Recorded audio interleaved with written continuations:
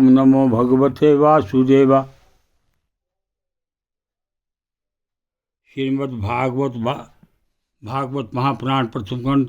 भगवान श्री कृष्ण के नारायण मेरे श्रोतागण, उनके माता पिता, उनके बच्चे, उनकी बहू बेटियाँ और उनके बुजुर्ग सदा तंदुरुस्त रहें, तेरी सदा रहे उनके ऊपर। वक्रतुंड महाकाया सूर्यकोटि संप्रभा निर्विघ्नं कुरुदेव सर्वकार्येषु सर्वदा। गुरुर्ब्रह्मा गुरुर्विष्णु गुरुर्देव महेश्वरा, गुरुर् साक्षात् परब्रह्म तस्मै श्री गुरुवे नमः। बोल शंकर भगवान की जय, विष्णु भगवान की जय, ब्रह्मदेव भगवान की जय। या देवी सर्वभूतेषु शक्ति रूपेण संस्था, नमस्तस्यै नमस्तस्यै नमस्तस्यै नमो नमः। माँ दुर्गा रक्षा करना। कथा का पाठ 73।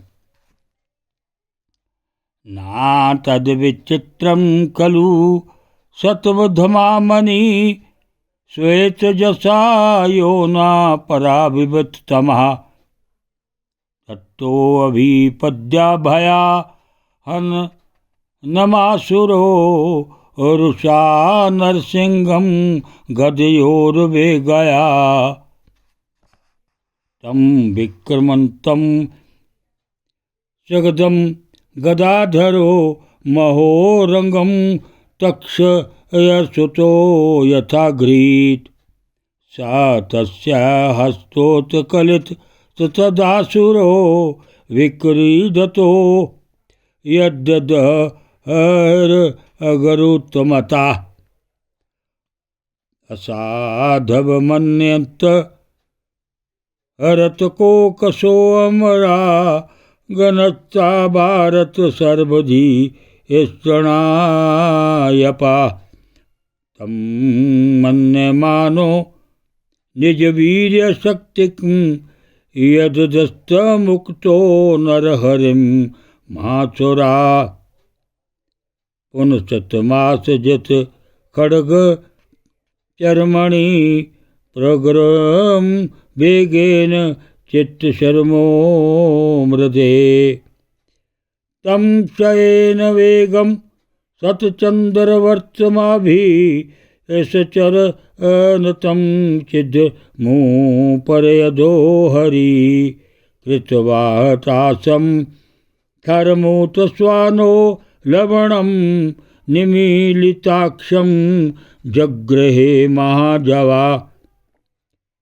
विश्वक स्फुरन्तं घृणातुरं हरि, व्यारलायते अखुं कलिशाक्ष तत्वचम्।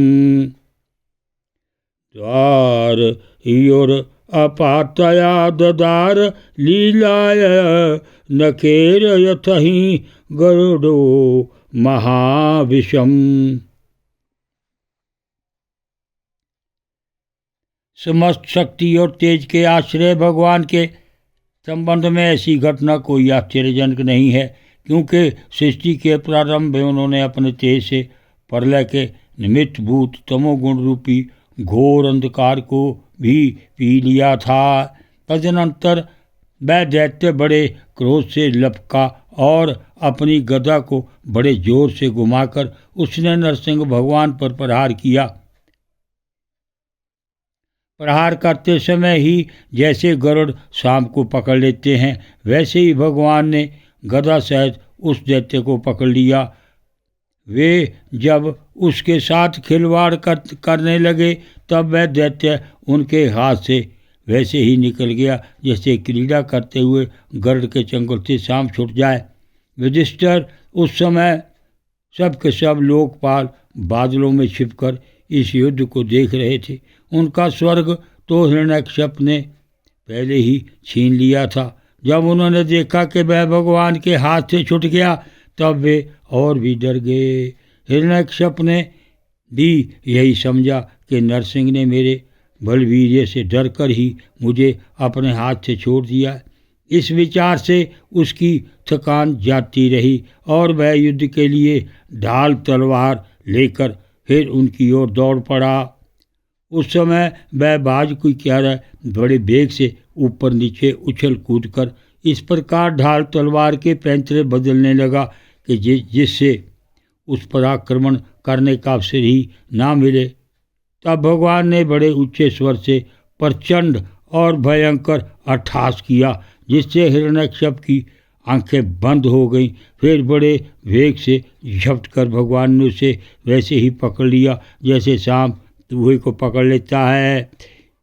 जिस हिरण्यकश्यप के चमड़े पर वज्र की चोट से भी खरोंच नहीं आती थी, वही अब उनके पंजे से निकलने के लिए जोर से चटपटा रहा था।